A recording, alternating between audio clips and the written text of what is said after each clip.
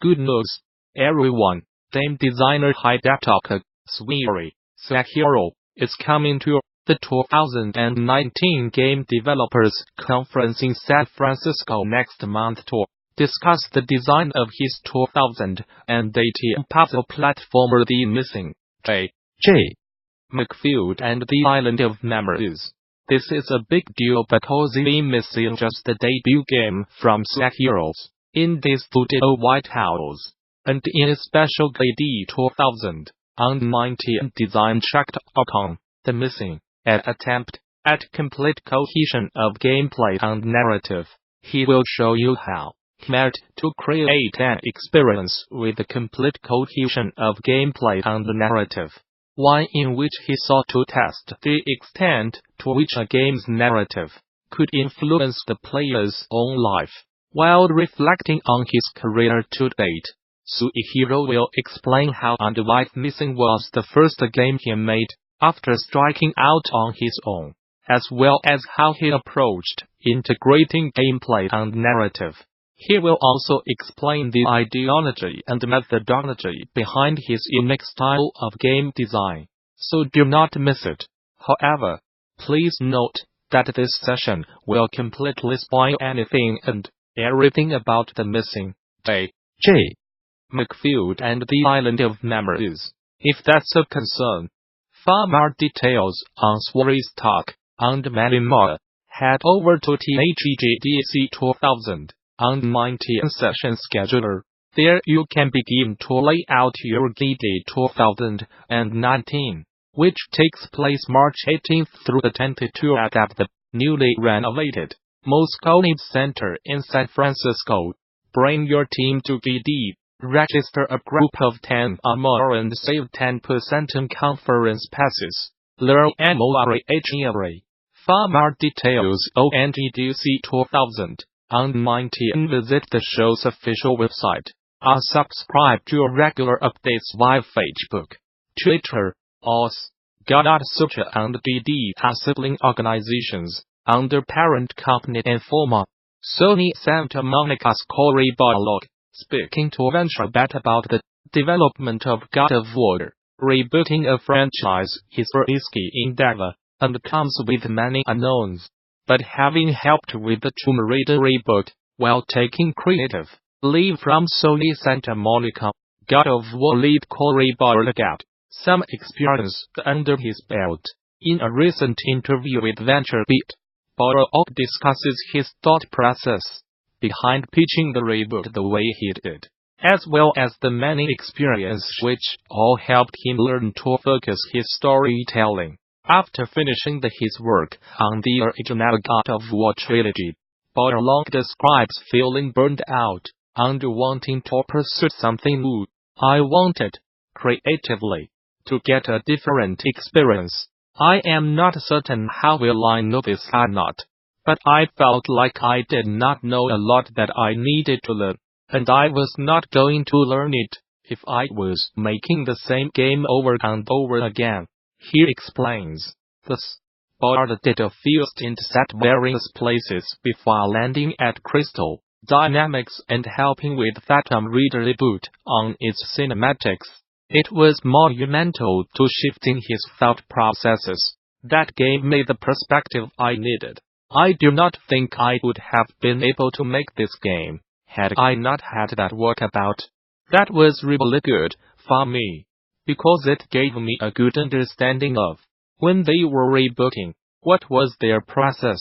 I ended up using that. This is not to say they were wrong. It's just that the way they approached it, I looked at it and thought, I did approach this very differently. He continues. So when it came time to head back to Sony Santa Monica, had some ideas. I think I said, God of War needs a fresh start, but the player needs a fresh start as well. But we do not want to just erase the past. That was an important thing. As a writer, you understand how hard it is to build up backstory for characters, so you can have impactful moments. You have to build toward something and then pay it off. We built for 10 years. Let's not throw that out. Let's keep that. But let's take chapter 2. Let's use that and have that resonate even stronger. Be sure to check out the entire interview over at VentureBeat, which goes into more detail about the development cycle of God of War. Bayonetta producer and Bayonetta 2 game director Yuzue Hashimoto have left Platinum Games. Hashimoto broke the news on Twitter, with the announcement coming just a couple of days after Nintendo confirmed Bayonetta 3 was still in development. During its latest Nintendo Direct, it's unclear why Hashimoto chose to leave Platinum after 13 years. But the veteran developer suggested he will not be hanging up his hat. The memories I made during my 13 years at Platinum, working with dozens of talented individuals on Bayonetta, Bayonetta 2, and Star Fox Zero are priceless to me, tweeted Hashimoto. Let me take this opportunity to share my thanks with anyone who has worked with me, supported me, played my games. I hope to take the experiences I gained at Platinum and use them on whatever I work on in the future. For better or worse, much of the games market is moving to games as a service. Once upon a time, this was known as the MMO business model, because almost were games as a service, and virtually nothing else was. Obviously, a lot of boss games will not be MMOs. Candy Crush Saga is a service, but it's not MMO. Nor does boss mean the game has to be free to play with themselves via microtransactions. Boss is a business strategy, and that 2P is a revenue model. In the past we have seen services of all sorts drive revenue in lots of ways. In fact, cable companies and phone service both do just about all of the above at once. So there's lots of ways to make money if you have a service, and arguably, mature service businesses use as many of them as they can. But underneath it all is one inevitable underlying truth. There is no ongoing service without retention. This is why some game genres work better than others as services. If you can figure out how a given genre can retain, then you can make it work for a boss. Whether or not it works for an 2P is a separate, secondary question, and a lot of game types are built to be consumable, snackable, are played very intermittently.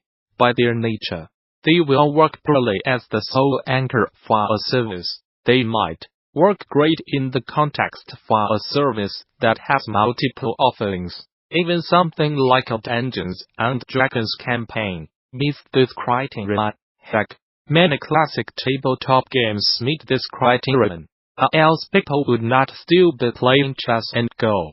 But an awful lot of games do not. What we are talking about is the line between a singular experience and something that can become a hobby, a regular pastime. What's the difference? In practical terms, take 2 games. They sold or gave away the exact same number of copies. The block is the cumulative number of users who tried the game. Game was popular, but for a short period of time. Each player lasted a day. Game B retained players. 90% of players stick around till the next day. The revenue potential is the area under the red curve, which is the game's active users. Game B has access to a lot more passion, a lot more interest, and therefore also a lot more money. The following mechanics are proven to drive retention.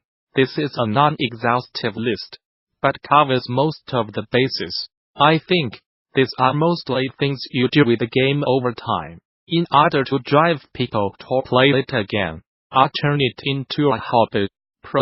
Consuming content as you move through a system can be very compelling.